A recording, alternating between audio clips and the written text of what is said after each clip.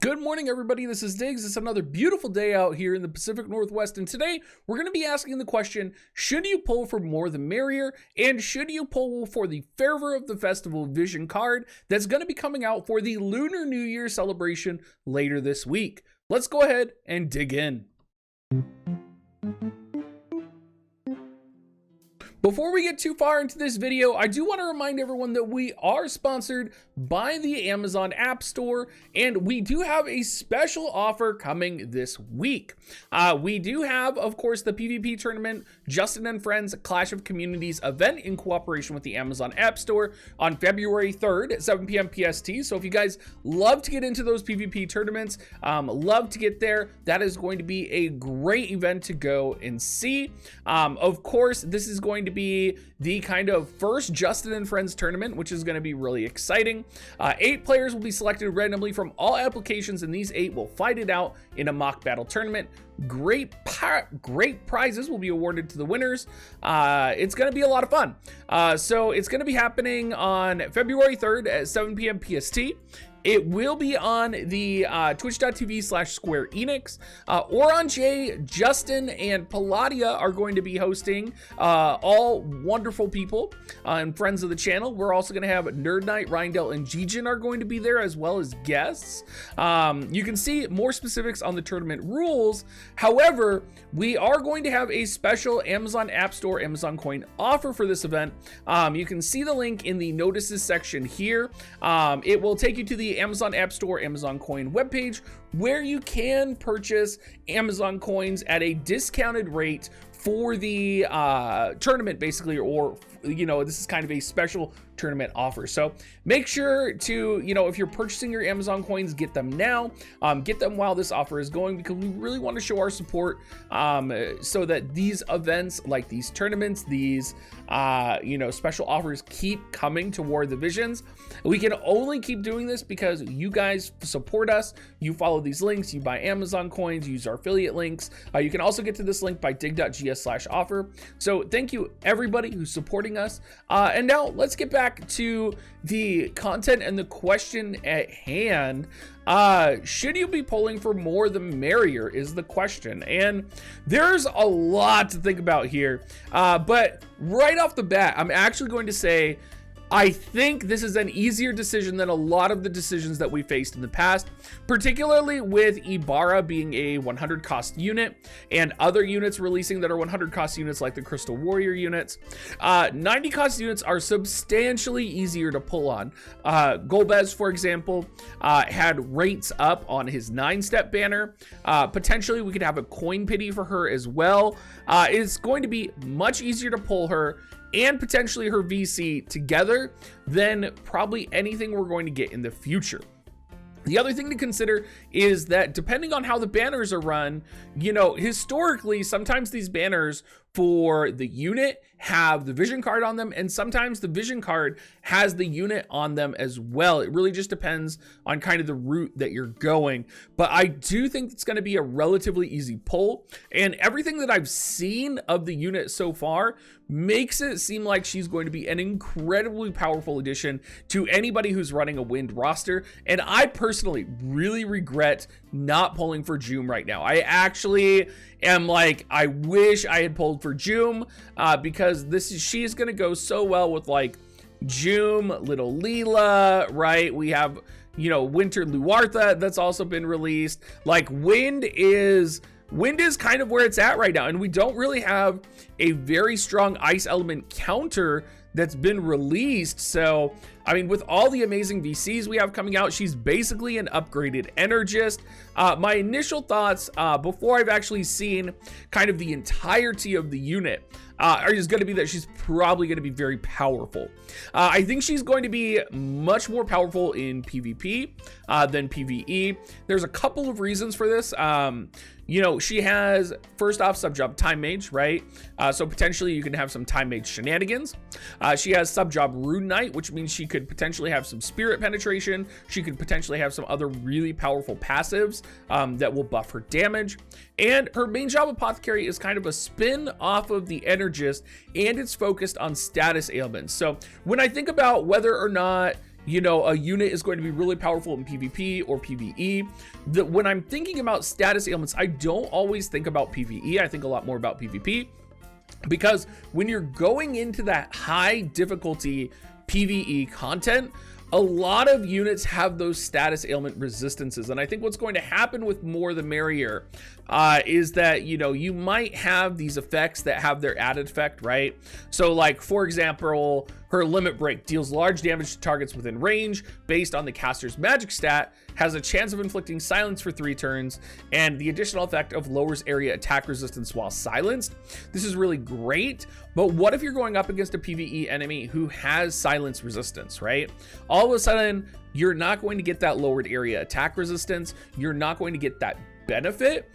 So from a PvE perspective, I do think about that for her as a unit. Her stats could still be really insane. I mean, if she's coming in with Energist AP generation, right?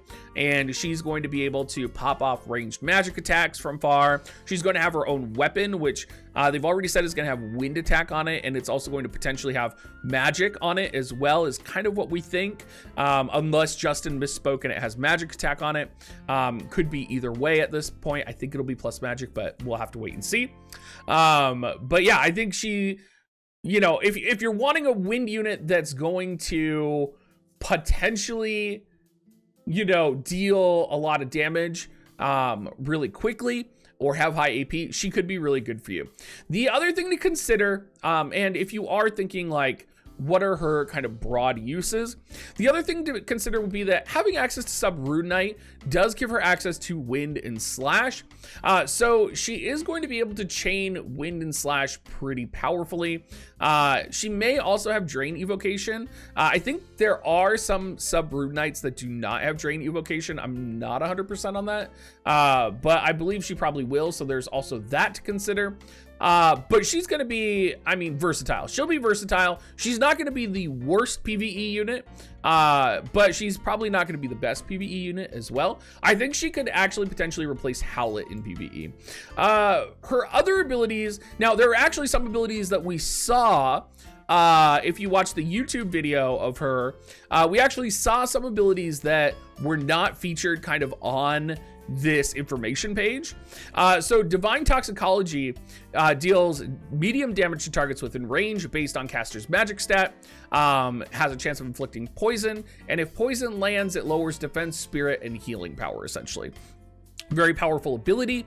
But what you didn't see was when you went and you watched the video online of kind of the Hiroki and Justin video where they were showing off the characters, she actually has a buffing ability which enhances her capability to land poison on the enemy. And it actually, I don't know if it was, I believe it was poison effect. So I'm wondering if it would increase poison damage or if it increases her chance to land poison. A little confusing, maybe it's both, but I'm excited to see where that goes. There's also the, consider the fact that, like, you know, you could poison and then that's going to kill an immortal spirit user on their next turn. You know, that's going to be really effective as well. But again, you may run into, for example, units have poison resistance. So I'm hoping that she does have that buff, which does increase her poison potency or capability to land poison on the opponent. The last buff that we got to see from her was bestows re-raise on self. And this is very similar to Astoria on the JP side right now, where while she has re-raise on her, she gets an additional effect of magic, healing power, and accuracy rate while in the re-raised state. It was also stated that she does have access to a regen buff.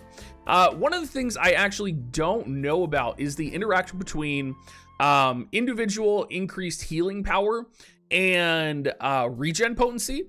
So I'm wondering if this healing power buff will actually buff the potency of her regen. I'm very curious about that. I'm sure someone can answer down in the comment section down below. I'm also loving that it's going to give her magic and accuracy. So she's going to be very good at kind of taking on, you know, these evasion compositions. And that's going to be something that we kind of see as we carry on through to her VC as well.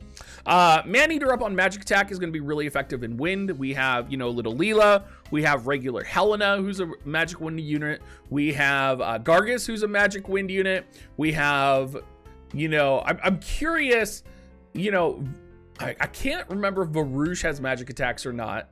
I know he's modified by magic and slash, but I can't remember if any of his sub jobs have magic attack in them. But still very powerful. HP up as well. Earth attack resistance up is going to be relevant with the amount of kind of GL Zazans that are out there and Oberons that are out there. For the individual wind type unit, it's going to give accuracy up, which is going to be extremely powerful. And it's going to give, for Moore the Merrier, AP cost rate down. So I think just across the board, this is a very powerful vision card. You also have to consider that, you know, we haven't even seen the base stats yet, right? So this could absolutely be like a mid-level HP buff for the party. Earth attack resistance, you know, this looks like this vision card might actually be more of a sub vision card than a primary vision card for those of you who are thinking about double VCs.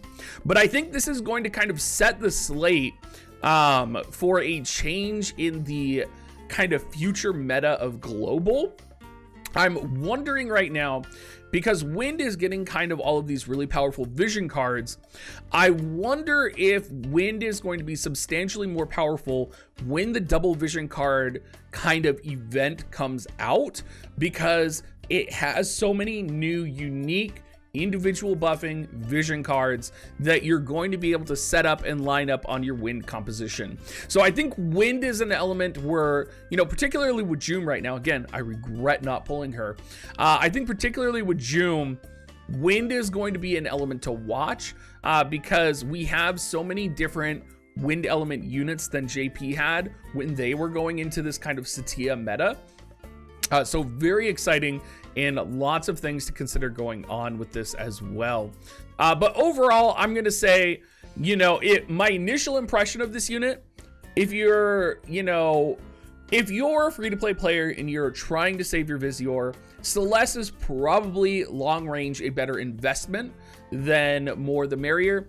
But if you are like a Dolphin, if you're a player who has a wind composition, if you have little Leela, if you have Joom, if you potentially have any of the other limited wind units that have been released, because there's a lot of them, I do think that Moore the Merrier is going to be really good for you. Even if you don't want to pull the unit, you could potentially pull the vision card and kind of add that to your wind, you know, composition and still be really powerful. And there's a lot of native synergy with Typhoon as well. And keep in mind that this is a GL exclusive unit, so I do believe this is going to be coming back.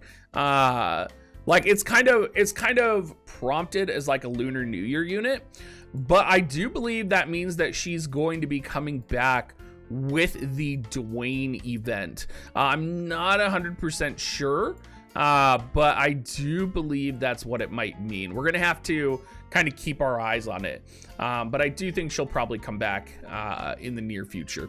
Anyway, everybody, I hope this video helped you. Thank you so much for watching. Remember, again, please support me and the community by using our Amazon coin affiliate links. Make sure you use the dig.gs/offer link so that you can go ahead and get that special discount that's going on right now. But thank you so much, everybody, and have a great rest of your day.